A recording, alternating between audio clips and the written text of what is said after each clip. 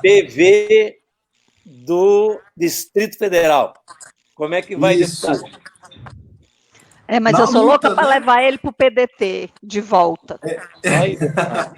Meu coração bate forte, vou confessar. Viu? Amanhã eu tenho a reunião com o Lupe, com os deputados do PDT, que são meus amigos, né? A gente vota 90% junto, né? Eles ficam rindo de mim, falam, esse coração é trabalhista. Eu falo, rapaz, não posso nem negar. Mas o PV também é uma boa casa, tem uma pauta importante do meio ambiente, né? Que a gente não pode se esquecer também nesse momento. Com certeza. Sim, de forma alguma. Deputado, estamos iniciando a nossa live. Eu sou o presidente da Pública, que é a Central dos Servidores, uma central que tem poucos aninhos de vida, 5 anos, mas uma central exclusiva de servidores, de entidades de servidores públicos. Ao meu lado tem aí o Hugo, que é o segundo vice-presidente da Pública. Boa noite, deputado. Boa noite. A Silvia, que é secretária-geral da Pública. A Silvia é minha amiga há muito tempo, desde o início do mandato. E o Paulo Olímpio, que é lá do Rio Grande do Sul e que é nosso diretor administrativo. Então, estamos aqui. Você, deputado, que é aí do... Tá certo. Boa noite, Federal, deputado. eu de São Paulo, a Silvia do Ceará, o Hugo de Minas Gerais e o Paulinho do Rio Grande do Sul. Coisa boa. Pois excelente. Deputado. Bom fazer esse encontro, viu? Estamos precisando mobilizar o pessoal, né, Silvia? Estamos, e a gente tem feito toda segunda-feira uma live com esse objetivo. Muito bom, parabéns. Deputado, os servidores sofreram bastante, muita pancada, desde governos passados, e continuou agora com o governo Bolsonaro, o presidente Bolsonaro, e veio reforma administrativa, veio reforma previdenciária, se prepara uma reforma administrativa, e sempre jogando para a população uma série de culpas nas costas dos servidores públicos, né? Que ganhamos muito, que trabalhamos pouco. No entanto, chegou a pandemia, deputado. E o que nós sentimos é que o cidadão começou a perceber a importância do serviço público. E sem o servidor público não há o serviço público. Especialmente, não só na parte da saúde, né? Médicos, enfermeiros, mas na parte de organização mesmo dos hospitais, na parte dos trabalhadores de rua, enfim. O nosso contato com o servidor parece que mudou bastante. O servidor percebeu a importância do que está no artigo 6º da nossa Constituição, o serviço público para o cidadão brasileiro. O que nós gostaríamos, de início, conversar com você, deputado, era sobre essa valorização do servidor público estadual na pandemia. Está com a palavra. Primeiro, eu quero agradecer pelo convite, dizer que eu fico muito satisfeito por estar aqui e dizer que nós precisamos fazer uma disputa de narrativas nesse momento. E a pandemia, que é uma tristeza mundial, ela abriu os olhos da população para a necessidade de um serviço público forte. Nós vimos a maior potência do mundo se lamentar por não ter um sistema integrado de saúde pública, como é o caso do SUS, que com todas as dificuldades, com uma tentativa de destruição, ainda assim consegue trazer dados para o país de maneira organizada, consegue enviar um paciente de um hospital que está sem vaga para outro hospital, enquanto o sistema de saúde norte-americano é marcado por uma profunda desarticulação. Nós vimos também, nesse momento, a necessidade do policiamento, a necessidade de um sistema integrado de educação que possa ajudar os professores a se adaptarem a esse momento novo. Daqui a pouco, a pressão sobre os servidores da área de assistência social deve aumentar, porque depois da pandemia nós vamos ter uma calamidade do ponto de vista social e econômico e os nossos órgãos de defesa das pessoas mais humildes vão precisar agir. Então, nesse momento, a população tem a oportunidade de fazer uma reavaliação sobre o serviço público e de refutar definitivamente essa tentativa de vilanização que o governo federal, especialmente, tem tentado fazer contra os servidores públicos. Os servidores públicos estão pagando o pato, digamos assim. Toda a crise é colocada na conta dos servidores. O servidor já teve que dar uma contribuição imensa com a reforma previdenciária. O servidor agora é chamado a ter uma redução salarial. E a gente não vê outras camadas da sociedade chamadas à responsabilidade, né? Pelo contrário, você tem uma injeção de recursos no sistema financeiro. Essa injeção de recursos gerou empossamento, porque o sistema financeiro não está pretendendo ofertar os empréstimos necessários sem garantias reais, né? Então, quem paga a conta é o servidor público. Esse governo tem promovido um verdadeiro bullying institucional contra o serviço público, e a pandemia acabou sendo um momento de reflexão do país, né? O quanto é importante termos servidores públicos em operação, com condições de trabalho nesse momento, para que a gente enfrente essa pandemia. Então, essa narrativa vai ser contestada com força pelas entidades de representação e por vários deputados e senadores no Congresso Nacional. Nós vamos mudar a narrativa sobre o serviço público. E nós temos discutido também a preocupação do pós-pandemia, né, deputado? E temos certeza de que os servidores têm que estar preparados para essa mudança que precisamos no país pós-pandemia. O senhor concorda? Eu concordo. Eu tenho ouvido a fala do ministro Paulo Guedes, da Economia, e tenho acompanhado também a posição do presidente da Câmara, deputado Rodrigo Maia. E eles têm algo em comum. Eles dizem que depois da pandemia será necessária uma reforma administrativa mais agressiva. E por isso é o momento da gente mobilizar os servidores públicos, para eles entenderem que a ameaça não está suplantada. Nós vimos o ministro Paulo Guedes, numa reunião ministerial, tratar os servidores como inimigos, adversários, dizer que colocou uma granada no bolso deles, né? O governo age de maneira subterrânea. O governo não tem coragem de expor à luz as suas más intenções. É por isso que a reforma administrativa não é enviada ao Congresso, porque eles preferem fazer a reforma aos poucos, de modo a não chamar a atenção. Mas se a gente observar bem, nós já temos 4 PECs em tramitação no Congresso que pregam, que defendem a redução de 25% do salário dos servidores públicos. A PEC 186 de 2018, a PEC 188 de 2019, a PEC 438 de 2018, a 423 de 2018 e a 116 de 2017, ainda do tempo do Temer, né? Essas PECs estão tramitando. E a gente precisa entender que a intenção do governo de não fazer um texto específico sobre reforma administrativa é uma intenção inconfessável. No fundo, ele quer confundir o parlamento, confundir a opinião pública e não trazer o debate para a luz do debate público. Ele quer fazer na surdina, né?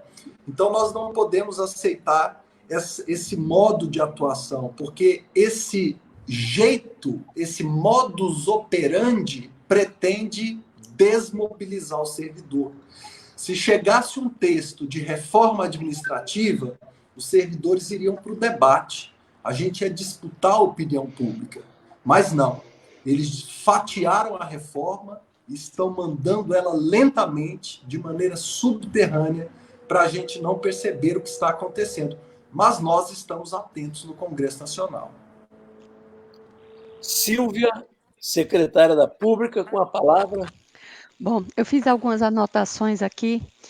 O momento que a gente vive é uma coisa extremamente delicada, uma pandemia mundial, e esse momento ressalta de fato muito a importância, não do serviço público, porque as pessoas ainda não abriram seus olhos totalmente para isso, mas pelo menos para a área da saúde.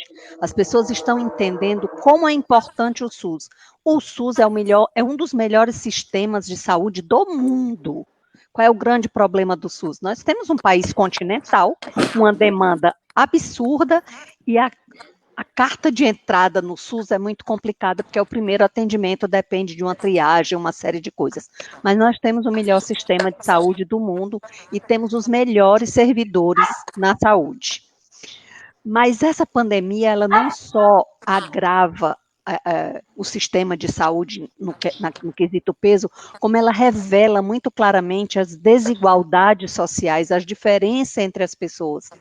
Tem um texto atribuído ao padre Fábio de Mello, que fala que nós não estamos no mesmo barco. E realmente não estamos. Nós estamos enfrentando os mesmos problemas, mas os barcos são diferentes. Tem gente que está no seu rancho, tem gente que está na sua casa de praia, tem gente que está na sua casa, e tem gente que não tem para onde ir.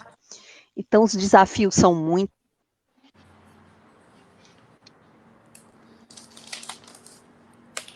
Acho que travou a Silvia. Mas acho que pode passar, o deputado quer falar? A Silvia fala uma coisa muito importante, né? Está todo mundo no mesmo mar e na mesma tempestade, mas não estamos no mesmo barco, Isso realmente a gente precisa refletir muito sobre isso, né? E não tenham dúvida, enquanto a gente está concentrado na pandemia, o governo está tomando atitudes constantes para enfraquecer o serviço público. Nós tivemos que entrar com uma ação pública contra a medida provisória 966, que era uma tentativa do governo de se eximir das responsabilidades das más decisões durante essa pandemia. Agora nós precisamos entrar com vários projetos de decreto legislativo para impedir que alguns ministérios retomassem o trabalho no meio da curva ascendente da pandemia, sem a apresentação de um plano de contingência. Então, nós tivemos que entrar na justiça e vamos fazer projetos de decreto legislativos contra os órgãos que quiserem retomar o trabalho sem apresentar qual é o seu projeto de retomada de trabalho presencial, né? E o que a gente está assistindo é um desmonte, é uma tentativa de desmonte do Estado, né? E essa tentativa ela não pode prosperar, mas para isso os servidores têm que estar atentos. Nós estamos disputando a opinião pública nesse momento, e essa disputa de opinião pública se faz mesmo na sua rede social, mesmo na sua reunião com a família. É uma disputa que pretende trazer as pessoas para o nosso lado, não afastar as pessoas. As pessoas estão ouvindo um discurso contra os servidores, estão comprando a tese de vilanização dos servidores, e nós temos que retomar o controle dessa narrativa urgentemente, da maneira que a gente puder. Eu tenho dito que não é hora dos servidores brigarem com ninguém, é hora deles convencerem, é hora deles mostrarem serviço. E eu falo para os servidores que me procuram, que reclamam, eu digo o seguinte: está na hora de você postar nas suas redes sociais o seu teletrabalho, a sua rotina de trabalho diário. Está na hora de você mostrar que esse discurso do governo é mentiroso. Se tiver servidor que não trabalha direito, nós vamos atrás, nós não vamos proteger, não. Mas eles não representam a maioria do serviço público brasileiro. A maioria dos professores no DF está fazendo apostilas, colocando na porta de casa para o aluno pegar, ou mandando de motoboy para os estudantes. Essa é a verdade, né?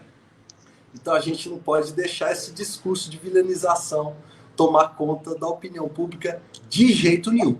E esse governo foi muito competente, quase conseguiu fazer isso com os servidores públicos brasileiros. Hugo, nosso vice-presidente da República. Boa noite, deputado.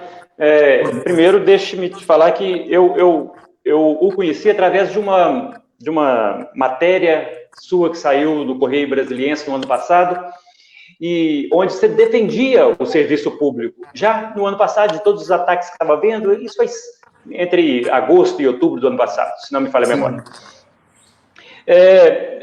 Eu uso sempre, deputado, eu gosto de usar sempre que a população mais carente, aquele que faz parte da base da pirâmide social, ela só tem acesso ao que é o Estado através do servidor público.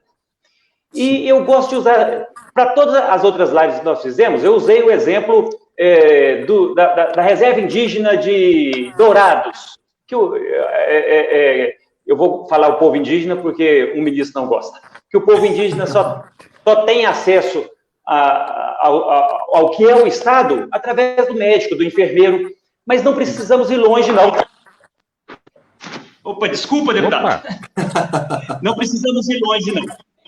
Aí, no núcleo do poder, aí em Brasília, o estrutural, Sobradinho 2, Samambaia, que você bem conhece, já que você é professor também, eles só têm acesso a isso quando o professor está lá, quando o médico vai atender, quando eles vão a um posto de saúde. E nós não podemos, nós temos que mostrar para essa população, e é isso que nós temos que trabalhar, mostrar para a população que esse é o servidor público. Que a realidade do serviço público é o professor que ganha um pouco mais de um salário mínimo, que é o técnico em enfermagem que ganha um salário mínimo, às vezes até mais, como é o caso de Minas Gerais. E no início da sua fala, você falou uma coisa muito interessante, que eles estão querendo tirar tudo do serviço público para resolver os problemas do país, né? Nós vivemos num país onde a desigualdade social é absurda, onde 200 pessoas detêm de patrimônio algo em torno de 20% do PIB da nação. Então, quando surgir esse assunto, vamos pegar aqueles 200 bilhões da Forbes, da Exame, aqueles 200 bilionários da revista Exame, onde que eles têm o patrimônio somado de 1 trilhão e 400 bilhões de reais, vamos tributar em 25% também, do jeitinho que quer tributar, que quer diminuir o salário do servidor, que lá sim, lá nós vamos ter 350 bilhões de reais. Nós vamos poder enfrentar a pandemia com o pé nas costas, né? E na sua fala também, você foi muito feliz nesse dinheiro que foi para o sistema financeiro. Hoje nós compartilhamos um vídeo que das 6 milhões de empresas, 99% teria o seu problema resolvido com 50 mil reais para as microempresas e 20 mil reais para as MEIs. Isso daria menos de 350 bilhões. Então, a forma... nós temos que, por um lado, mostrar o que é o serviço público, né? E nós contamos com o senhor disso. E, por outro lado, mostrar que há uma saída, que há um exagero. Então, assim, o seu posicionamento, como já foi desde o ano passado, quando eu vi, esse posicionamento é que me chamou a atenção. Porque quando você fala, me permita chamar de você, porque é bem mais novo que eu, e você fala de cadeia, porque você faz parte de uma carreira que é muito sofrida, que é muito, muito doída, porque é professor também, não é isso? Então, você está falando por experiência própria, e quando as pessoas falam por experiência própria, o buraco é mais embaixo. Então, é essa linha que nós, do Serviço Público, contamos. Nós contamos com parlamentares como o senhor, para que nos dê força, mas também, quando nós formos chamar, porque nós temos que falar para o povo, nós precisamos da sua voz. A sua voz tem mais peso e atinge muito mais gente do que a nossa. Olha, obrigado. Estou aqui. Eu vou aproveitar, deputado, a ler uma pergunta que chegou aqui da Ivani. Pergunta para o deputado sobre o risco de impunidade dos malgastos com referência à MP 966, bem como a insegurança jurídica no seu uso, e que o senhor apresentou o PL 2723/2020. Aproveita depois de seguir a palavra a respeito também, deputado. Bem, eu vou então responder a pergunta da Ivani e vou comentar a fala do Paulo. Foi o Paulo? Hugo. Isso. Foi Hugo. Foi Hugo. Foi Hugo, isso. Foi Hugo. O que acontece? Primeira coisa, a Ivani pergunta sobre a medida provisória 966. Uma medida provisória muito polêmica que pretendia desresponsabilizar os gestores sobre os erros cometidos durante a pandemia. O perigo, porque a gente sabe que o governo tem tomado posições que não têm lastro na comunidade científica, né? Então, eu fiz duas coisas sobre a medida provisória 966. Primeiro, eu entrei com um projeto de lei para alterar essa medida provisória. É o projeto de lei que corrige essas distorções. A medida provisória falava sobre erro grosseiro, retirava a possibilidade de punição por culpa. Só se você tiver a intenção de cometer o erro é que você podia ser responsabilizado. E isso não existe, né? A gente não pode aceitar isso. O Estado tem que ser responsabilizado, sim. Além desse PL, Ivani, eu apresentei uma ação direta de inconstitucionalidade que já foi julgada pelo Pleno do Supremo Tribunal Federal. O doutor Jean Rafael foi o advogado que assinou a ação, né?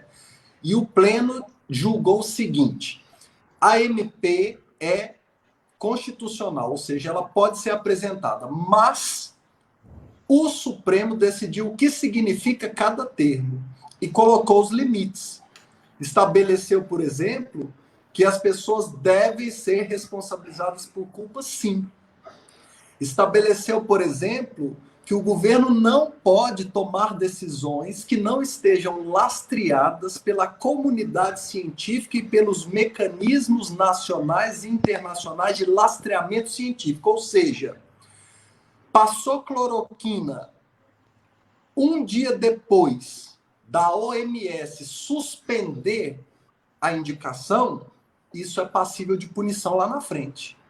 E esse ministro interino da Saúde acaba de cometer uma loucura, porque o STF, com base na nossa ação direta de inconstitucionalidade, já disse: se não ouvir a OMS, se não ouvir as pesquisas aclamadas pelo mundo científico, vai ser punido, sim. E é um absurdo que um dia depois da pesquisa, da maior pesquisa feita na história sobre esse medicamento, com 96 mil pessoas participando do teste. Quem conhece um pouquinho de farmacêutica sabe que não existe pesquisa com 96 mil pessoas. As pesquisas são feitas com no máximo 10 mil pessoas. Então, para tirar dúvidas, a OMS produziu uma pesquisa mundial com 96 mil pessoas contaminadas pela Covid-19 e chegou à conclusão que, além de não funcionar, podia aumentar a taxa de mortalidade, né? Pela decisão do STF em relação à nossa ação de inconstitucionalidade, esse gestor pode ser punido. Então, a gente estabeleceu quais são os limites. O governo tem o direito de apresentar aquela medida provisória? Tem. Mas o STF vai definir o que significa erro grosseiro.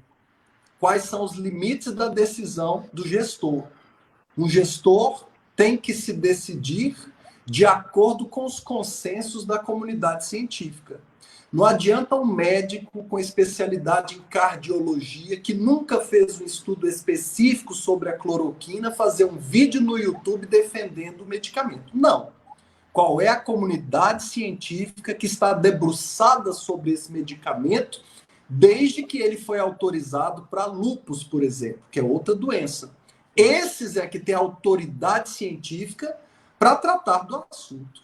Não é presidente, nem médico de outras especialidades, nem ministro interino que tem autoridade para tomar uma decisão grave como essa, né? Todos nós torcíamos para que o remédio funcionasse, é óbvio, né?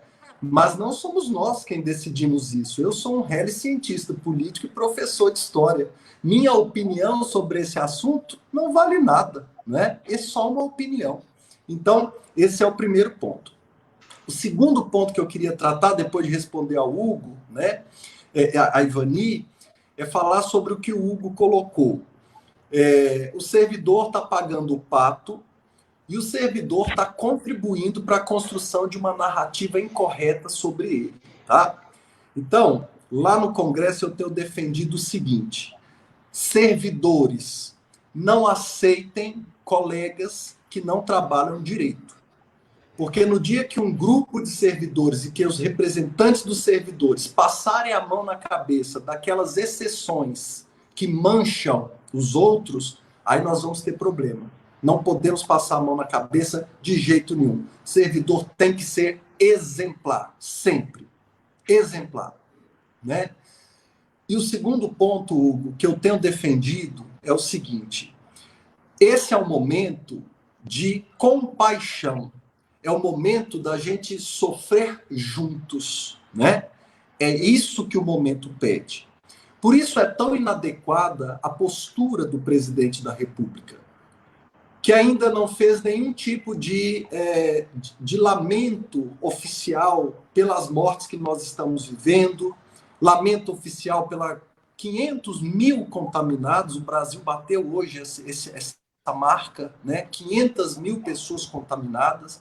Vamos bater 30 mil mortos até o final da semana. Isso é muito grave.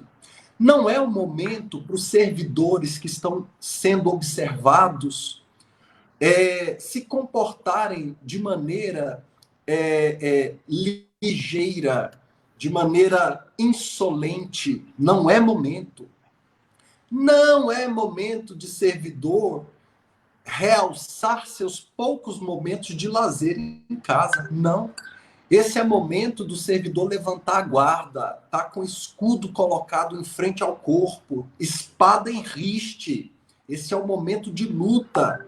Esse é o momento que o servidor está disputando o respeito da opinião pública. E como cada servidor disputa esse respeito? No seu próprio círculo social. Esse é o momento que o médico tem que dizer, no seu círculo, o que ele está fazendo, qual a quantidade de trabalho que ele tem, como ele está se esforçando. Claro, todos nós temos aquele momento de estar com a família, de tomar um vinho, enfim, nós somos gente, né? E tem hora que a gente tem que relaxar. Mas não é hora de realçar esses momentos. As redes sociais agora são uma espada na mão de cada servidor. As redes sociais, nesse momento, são para levantar uma bandeira. Elas não são usadas pessoalmente nesse momento. Sua rede social que vinha mostrando sua parte de lazer, porque é para isso que serve o Instagram, né? É para você compartilhar com seus amigos seus momentos felizes, mas esse é o momento de solenidade, de compaixão. É o momento em que a gente arregaça as mangas e se une para lutar pelo Brasil. Isso tem que estar mostrado nas redes sociais. Então, eu que tenho amigos servidores que estão trabalhando até 10, 11 horas todo dia, assistentes sociais que estão desesperados, acompanhando as famílias e estão telefonando, mandando mensagem, é isso que você vai postar agora. Não é hora de baixar a guarda. Estamos no meio de uma disputa pela atenção e respeito da opinião pública. Se nesse momento qualquer servidor, especialmente fora do fim de semana, posta no seu Instagram alguma coisa que não tem a ver com o trabalho, ele não contribui para a nossa luta lá no Congresso Nacional. Não pode, não é hora. A gente fazendo isso faz o mesmo que o senhor presidente fez ao contar piada, ao sorrir, a não se postar com a devida dignidade que o momento exige, né? Então eu tenho feito esse apelo porque a nossa luta no Congresso Nacional precisa de apoio das bases. Nesse momento nós precisamos que os servidores compreendam qual é a natureza do problema que o Brasil está vivendo. E o Brasil está vivendo um problema, nós não vamos conseguir resolver todo esse problema, mas nós temos que mostrar sensibilidade nesse momento. Olha, população brasileira, contem conosco. A gente é sempre achincalhado, enxovalhado, maltratado. Mas a gente quer dizer para vocês que nessas horas em que a iniciativa privada foge, porque as ações contra uma pandemia geralmente não trazem lucro, não é? É um momento de abnegação, é um momento de entrega. Nós, servidores, estamos aqui. O Estado brasileiro não vai faltar a vocês nesse momento, não porque o governo queira, mas porque nós temos um corpo técnico formado no Brasil desde anos 50 e que veio se aperfeiçoando e que depois da Constituinte de 88 se aperfeiçoou ainda mais e hoje a gente consegue fazer algo pela população. Então, servidores, não baixem a guarda. Não pensem que é só o deputado falando lá para a televisão, para os grandes jornais, que está disputando narrativa. O grande sucesso desse governo, que consegue criar narrativas absurdas, é que ele fala para a Dona Maria, é que ele fala para o primo, ele fala para o tio, ele fala para o vizinho, ele fala para poucas pessoas diretamente. Agora, se eu estou falando lá no Congresso, se eu estou lá na Rede Globo, se eu estou no Correio Brasiliense, fazendo minhas entrevistas, defendendo nossa causa, você também precisa fazer essa defesa no seu raio de alcance. Então, eu combinei com os meus amigos servidores o seguinte: nada de briga de família.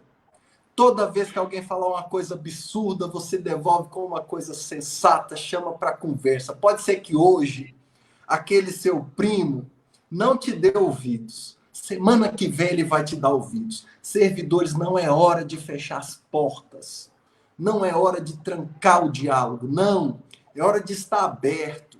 Escuta o que eles têm a dizer. Deixa falar bobagem. Se você perder o canal de contato, você não vai fazer ninguém mudar de ideia, né? Eu tenho falado isso, gente, porque a nossa luta não é só no macro. Eu estou lá atuando no macro. Eu estou telefonando para o Rodrigo Maia, enchendo o saco dele. Ele dá uma entrevista, fala de reforma administrativa. Eu mando uma mensagem mal criada para ele. Eu ligo para ele. Eu boto a máscara, vou na casa dele, fica bravo. Né? Esse é o meu papel. Agora, cada servidor tem o seu papel também, que é trabalhar muito, mostrar que está trabalhando e não baixar a guarda para ser criticado. Não baixa a guarda, porque não é momento para isso. É o momento que o país exige de nós seriedade, solenidade, compaixão e muita concentração no nosso trabalho. A gente tem que falar isso mesmo. O servidor tem que ficar esperto nesse momento. Perfeito. Vamos ouvir agora o Rio Grande do Sul, através do nosso diretor Paulo Olímpio. Tá bom, muito obrigado. Boa noite a todos, nosso deputado, as pessoas que nos ouvem, nos assistem. E, deputado, fiquei encantado com as suas palavras. Achei muito bem colocadas. Né? Tenho o nosso aplauso. E gostaria de dizer algumas coisas, depois fazer uma pergunta. Assim, a nossa entidade de base aqui participa de um grupo de entidades especializadas em reforma da Previdência. Isso já faz 17 anos. Então, nós acompanhamos nesse período, né, o sofrimento a que está sendo submetido o servidor público, porque exatamente na sua ponta do descanso, né, é que ele não está tendo mais a consideração, porque houve um sofrimento aí muito grande, muitas perdas, não é? E isso mostra bem a forma como o Estado brasileiro, né, por seus governos, vem tratando aqueles que executam as políticas de governo. Tá? E eu digo isso que isso nos dá assim uma base para ver acompanhando tudo que vem ocorrendo no país. Hoje, até episodicamente, não é o caso, mas vou fazer um breve comentário. Nós tivemos, ao final da reunião, entre aspas, em assuntos gerais, uma abordagem, né, muito séria a respeito da situação que aconteceu no fim de semana, com as manifestações, né, e, naturalmente, o sofrimento que passaram aqueles que pensam diferente. A gente viu, estarrecido o que aconteceu nesse país. Bom, então, isso aí eu sei que também, com toda certeza, lhe afetou aquelas situações gravíssimas de violência que nós observamos. E aí eu acho que a sua colocação de valorização do servidor, ela se acomoda bem nessa questão, porque podemos dizer assim, os servidores públicos, eles têm entidades variadas que permite, né, que eles possam fazer a sua defesa, né, série de momentos históricos que foram acontecendo. Eu lembro bem, por exemplo, uma coisa que é pouco comentada, mas num certo momento da vida do servidor público, né, a estabilidade dele foi quebrada com a adoção do Decreto-Lei 200, que passou a contratar todos pelo regime seletista. Tirando meia dúzia de cargos e funções, as demais todas foram contratadas com carteira assinada, porque bastava depois uma insatisfação do governante e ele demitia a pessoa e pronto, né? E quando falo em reforma administrativa, eu passo a me preocupar com essas alterações de vínculo que tornam cada vez mais precária a situação dos servidores.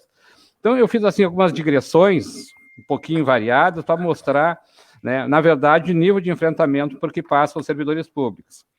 E como a gente está com uma questão de valorização do servidor público em tempos de pandemia, também nos preocupa um pouquinho, deputado, né? E aí eu acho que eu vou focar onde eu queria chegar, a questão do pós-pandemia.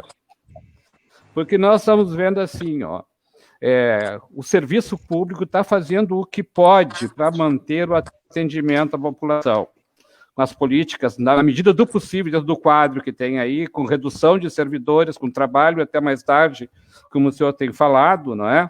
E com teletrabalho.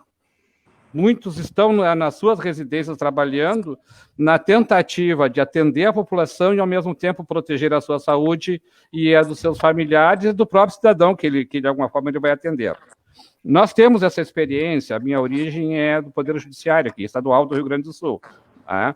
O nosso tribunal, agora, essa semana, tomou uma atitude que nós achamos, como entidade de classe, muito interessante, né, e muito adepta. Oportunamente, até vamos dizer alguma coisa à administração do tribunal.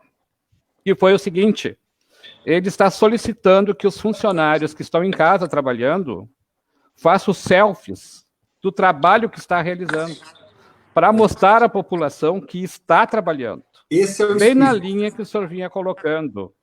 Isto é uma postura institucional do Tribunal de Justiça do Rio Grande do Sul.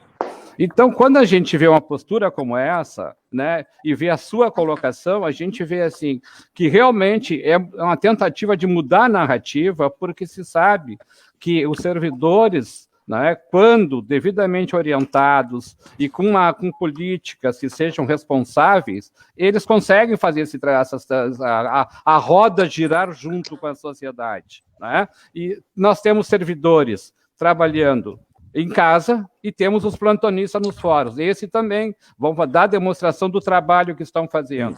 Porque o judiciário é o limite, é aquela porta que ajuda, não é, a sociedade nos momentos mais difíceis. E nós pensamos assim, se nós temos nessa condição, e por isso que eu estou falando com uma certa ênfase, né, nesse segmento categorial, é que a gente tem conhecimento né, conhecimento próprio disso aí. Não impede de ver e ressaltar o trabalho que a educação está fazendo à distância, que eu tenho acompanhado, a saúde está fazendo, porque, como eu lhe disse, nessa nossa reunião das segundas-feiras de manhã, em média, 30 entidades estão ali sentadas conversando e debatendo e falando das suas experiências, não é? Então, hoje mesmo, nós informamos que teria essa live e quero para o pessoal acompanhar.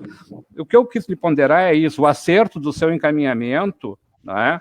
A respeito de demonstrar que o serviço público está presente, está fazendo a sua parte e que não merece isso que vem acontecendo. Se tiver oportunidade, eu até lhe transmitiria depois, num outro momento, né,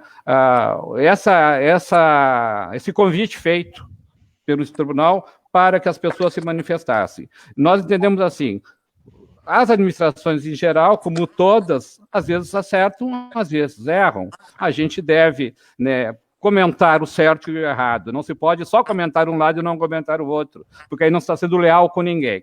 Então, me parece assim que essa sua fala foi muito importante no sentido da mudança da narrativa, né? E a pergunta que eu queria formular, e tem imbricada na questão do teletrabalho, né, é o seguinte: nós estávamos conversando a semana passada aqui na entidade.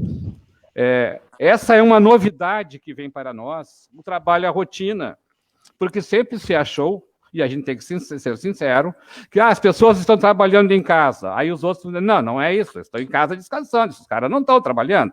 É a primeira visão que a gente tem. Né? E aí, não, está todo mundo em casa trabalhando. Não, estão trabalhando e a produção aparece. Inclusive, quando tu estabelece metas, que eles devem voltar trazendo aquilo pronto. Né? Só que aí a gente percebe, isso é que é importante, que é uma nova rotina que vai começar a se institucionalizar. E é provável que, vencida a etapa da pandemia e que possa se liberar o pessoal para retornar às repartições, se provavelmente se mantenha a rotina de teletrabalho. E aí é que eu trouxe uma preocupação para o grupo no sentido do seguinte: quem não é visto, deputado, não é lembrado. A gente pode aferir a produção dos colegas que estão fazendo o seu trabalho em casa, pelos relatórios que chegam. Mas aí nós já estamos desumanizando a relação e aproximando de certos robozinhos. Então, aí é que vem a questão que fica muito importante, nós estabelecermos alguma forma, né, não digo de controle, mas de aperfeiçoamento desse relacionamento, de forma que a gente não perca o servidor de vista como um ser humano, como qualquer um de nós.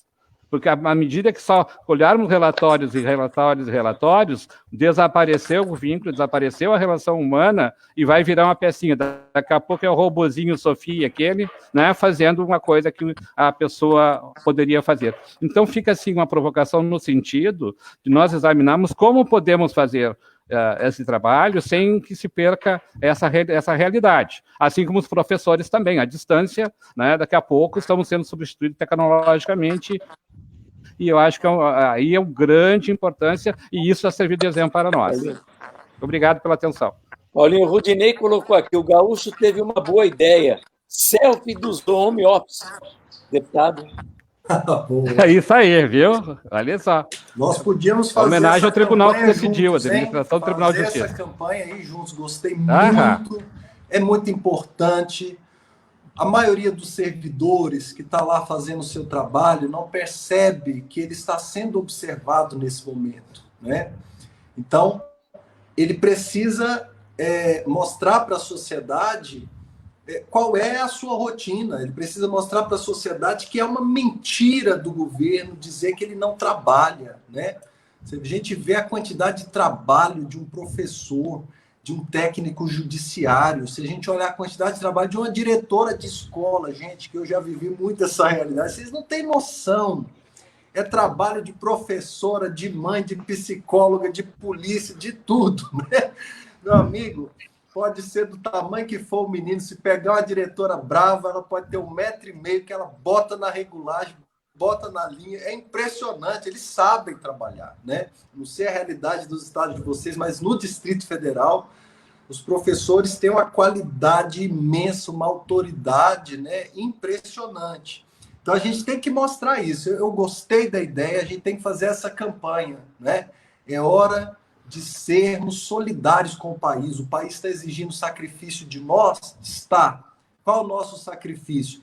Trabalhar duro, trabalhar o quanto pudermos. Esse é o nosso sacrifício, a gente tem que fazer.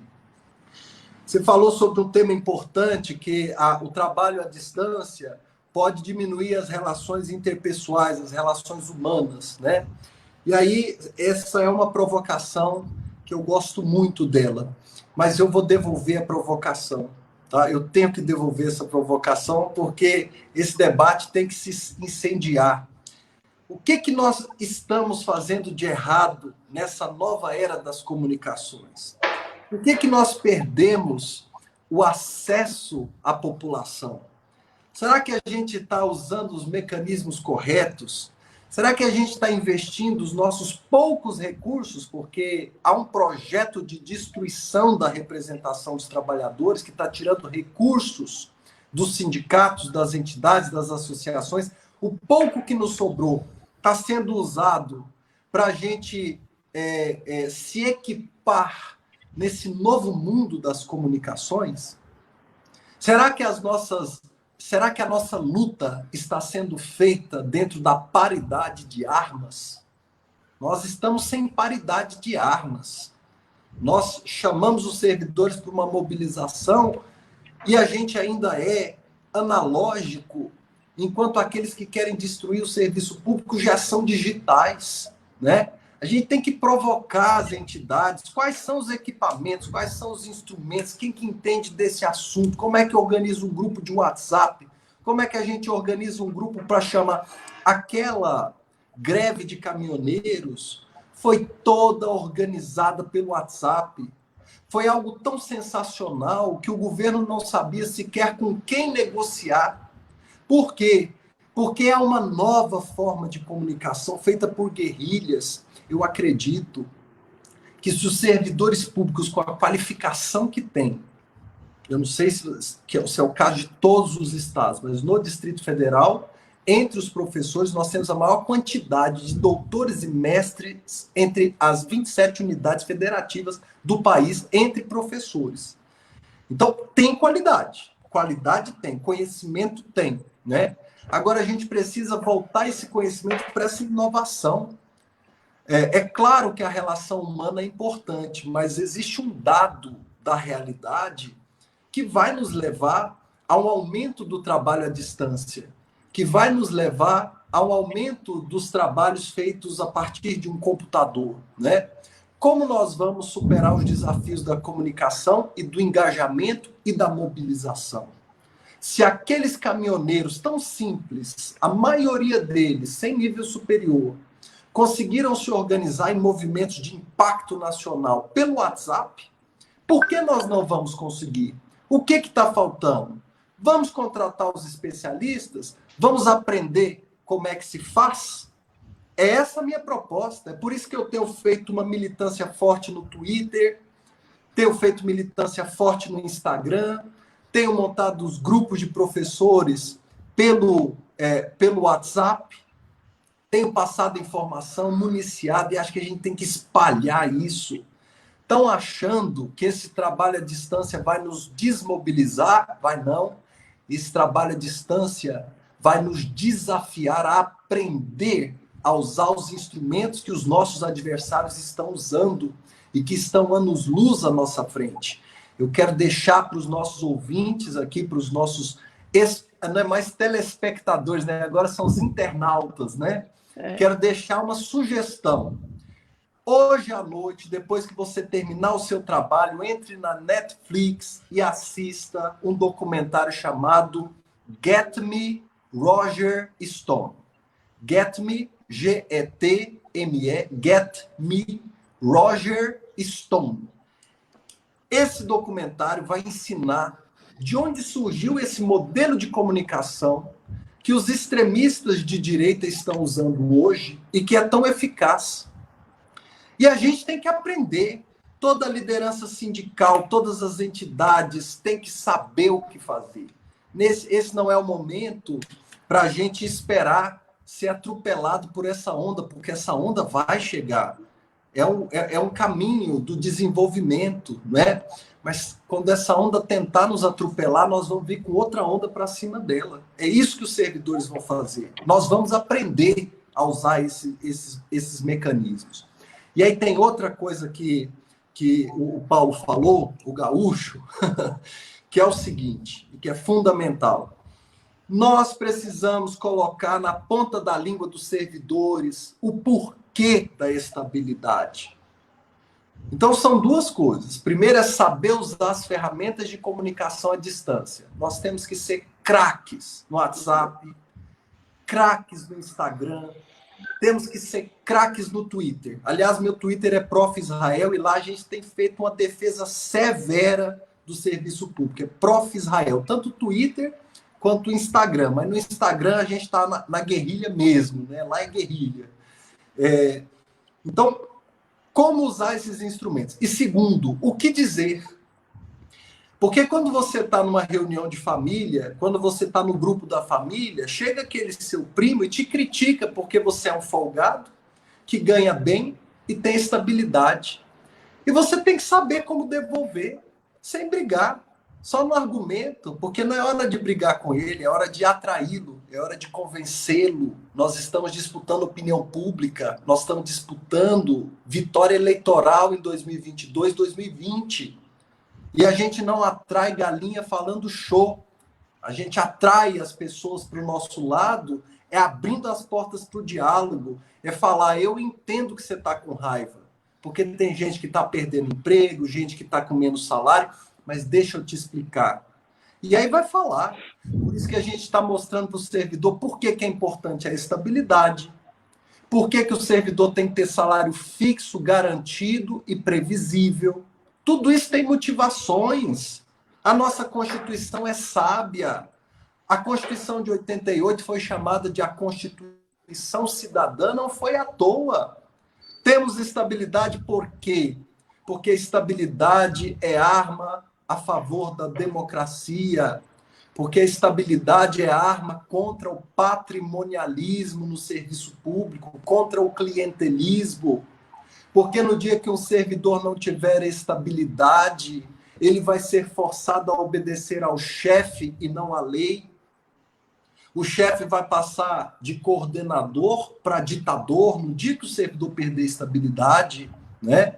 O servidor tem que ter estabilidade porque se um órgão fizer uma pesquisa com dinheiro público e o resultado dessa pesquisa for constrangedor para o governo, ainda assim o servidor tem o dever de publicar a pesquisa feita com dinheiro público, mesmo que ela constranja o governo de plantão.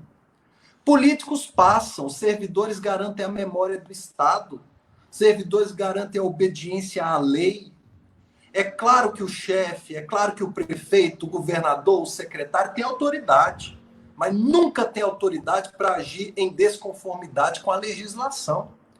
Agora, o servidor sem estabilidade é um servidor fraco, que pode ser demitido a bel prazer do grupo político de plantão, que pode ser demitido se não fizer o mal feito exigido pelo chefe de plantão.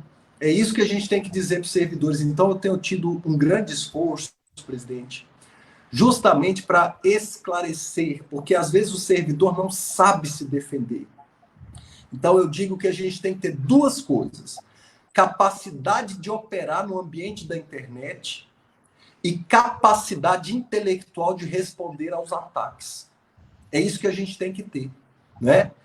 Estão dizendo que o Brasil tem muito servidor? Tem a resposta na ponta da língua, nada disso. Os países membros da OCDE têm 22% de sua população no serviço público.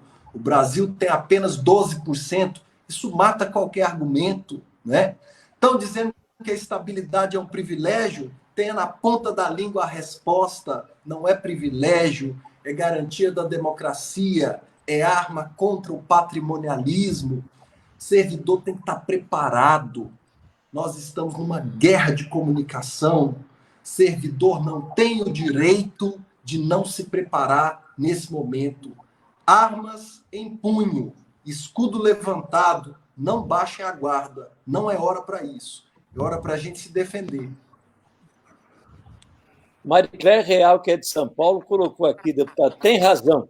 Usamos os meios de comunicação para trabalhar, devemos usar também para a organização. Sim, é isso mesmo, concordo. E assim, deputado, coloco a palavra para a sua finalização, que nós estamos aqui já há 1 hora aprendendo muita coisa com as suas colocações. Olha, gente, que papo Fica bom. Presidente, posso fazer uma provocação antes? Posso fazer uma provocação antes que o deputado se despeça? Posso fazer? Assim, deputado, eu estava lhe ouvindo e percebi que o senhor chegou... Tá certo. O senhor disse assim, é professor e científico, né? E aí eu queria só lhe fazer uma consulta. Desculpa, falhou. Eu aprendi no tempo acadêmico, não sei se mudou com o tempo, falhou, na ciência política. Está ouvindo agora? Consegue? Sim, agora sim, melhorou. Consegue ouvir? Sim. Sim, bem rápido. Então, assim, nos tempos acadêmicos a gente aprendia, estava na faculdade, claro, a questão de que as revoluções têm 6 graus, a mais branda até a sangrenta que vira a guerra civil, né? Nas situações que estão provocando, com a tentativa de destruição do Estado de Direito, começa a me preocupar a sequência disso, e até para saber a fase que nós estamos. Falando com cientista político, eu acho que podia aprender mais um pouquinho. Eu tenho clareza de que nós estamos diante de uma ameaça à democracia. Eu acredito que Bolsonaro é pior do que a pandemia e que ele nos coloca contra a parede, obrigando a gente a defender, nesse momento, um afastamento. Eu quero deixar muito claro que é com tristeza que eu anuncio a minha defesa do impeachment, mesmo durante a pandemia. Nós não temos escolha.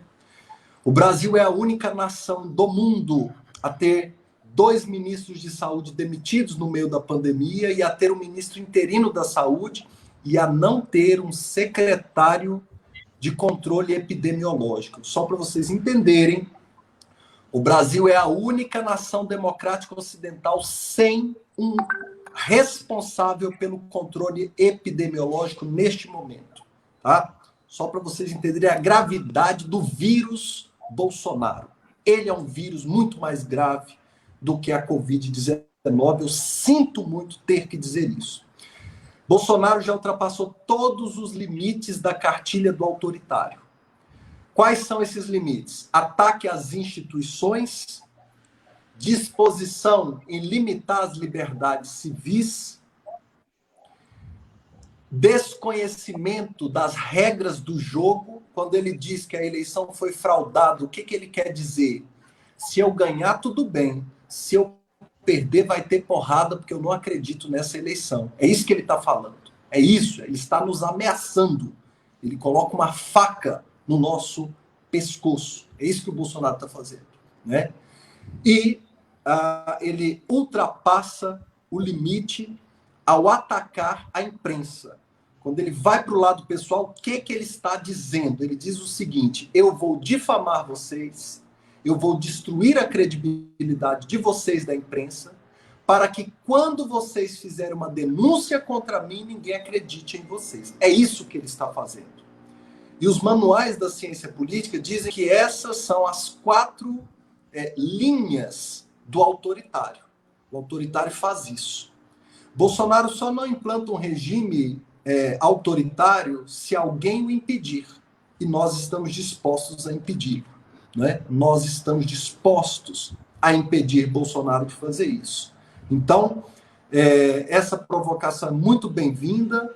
Deixo claro aqui a minha posição de que até pouco tempo atrás eu achava que não podíamos fazer um impeachment durante a pandemia, mas hoje eu sou o defensor intransigente de que muito pior que a pandemia é o presidente considerado internacionalmente como o chefe de governo que deu a pior resposta mundial à pandemia da Covid-19. Ele precisa responder. Eu queria só... Nós precisamos encerrar, Silvia. Pois é, eu queria só concluir minha fala porque eu caí. Pois não, vamos lá, rapidinho. Aí, na verdade, eu queria me desculpar por ter caído, agradecer a participação do Israel, embora não tenha escutado a live toda, mas eu conheço seu potencial e seu amor à causa, e dizer que além dos enfrentamentos que temos que fazer, temos que colocar o servidor público de forma unida e não só para responder à população, mas para trabalhar de forma unida. Nessa pandemia ficou muito claro a essencialidade de serviço público, e o serviço público tem que ser realmente essencial e forte. E ele só é forte composto por servidores, e esses servidores eles têm que ter estabilidade e uma regularização salarial para conseguirem dar o suporte que a nação precisa. Eu tinha muito mais a falar, mas caí, fazer o quê? Todo mundo querendo assistir o Israel, pesou a internet. Então, meu grande abraço a todos, insistir na questão da união e dizer a Israel que nós temos muito trabalho pela frente, nós estamos juntos e é necessário muito essa articulação. E a pública tem feito isso com maestria. A gente se reúne em diretoria às quintas com um convidado e às segundas uma live com o parlamento, porque não existe democracia sem atuação dos poderes de forma independente, e o parlamento é fundamental na defesa da democracia. Muito obrigada. Deputado, quero agradecer a sua participação em nome da pública e de todos os servidores do Brasil inteiro. Foi uma lição importantíssima, um bate-papo muito gostoso e recebo um grande abraço dos servidores brasileiros. Eu agradeço a todos vocês, deixo um abraço a todos, mas vou confessar um abraço especial para a Silvia, que é meu xodó aqui em Brasília, viu, gente? Um abraço para vocês, muito obrigado, adorei participar da live, gente. Um grande beijo. Obrigado, deputado. Até mais, deputado. Até logo. Até logo.